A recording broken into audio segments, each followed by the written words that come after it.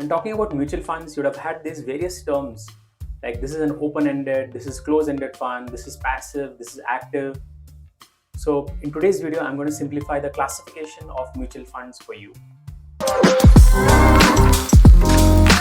So let's talk about the classification based on structure. So in this, we have open-ended and closed-ended funds. Now, what is an open-ended fund? Open-ended fund, this does not have any maturity period. Basically, when the fund starts, it keeps going on and on, right?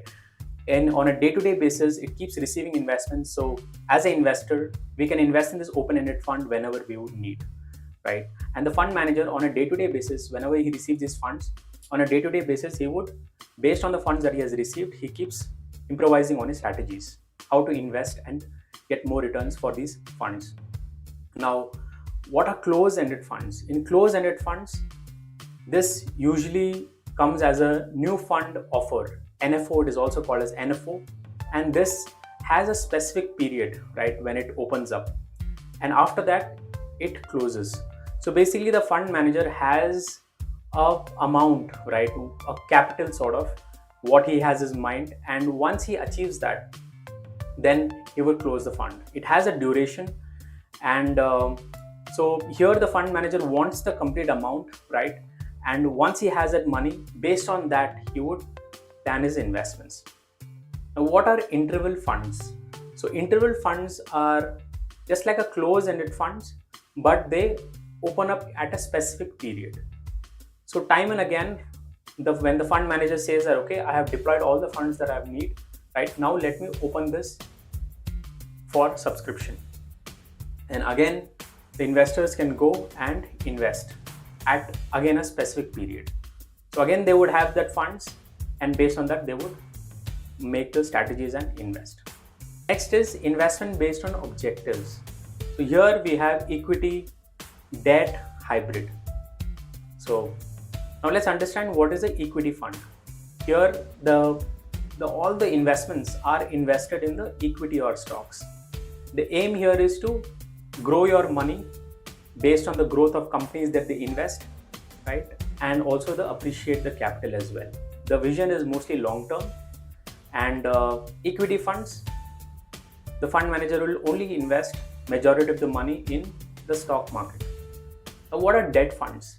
Here, the investments can be into short term and long term debt instruments. These are fixed income instruments, and the aim is to generate regular income. So just like an FD where the bank is giving you interest, these debt funds invest in corporate bonds and government bonds, and that will fetch them interest. And overall, whatever interest they receive, that is passed on to the investor. Next is hybrid. So here this is a combination of both equity and debt, and the proportion might vary from different fund managers, and the aim is also to have both capital appreciation and also income as well. So this is like a dual sort of option it gives you.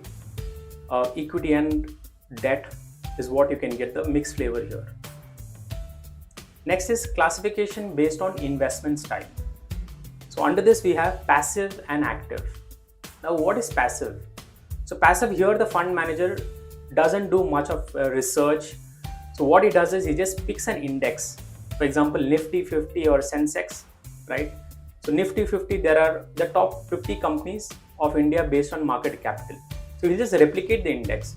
Based on the index performance, even the performance of this passive fund also will be in the same way. The investments in this, right, is in the same proportion as that of the index. Like I said, there's no active selection, there's no buying and selling where the fund manager doesn't do anything of his own. Whatever happens in this particular fund, right, the index that is chasing, they will just replicate that. The advantage here is for, as an investor, the expense ratio is extremely low compared to the others, and you can always track the performance of the index, because index is always shown in various forms, right? Like today the Nifty has gone up, the Sensex has come down, right? You would have heard this. It's very easy to track as well. The next is active funds.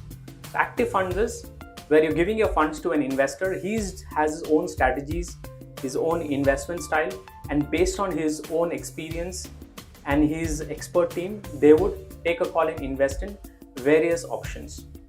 So the investment in the shares and the sectors, they would decide, right? It depends.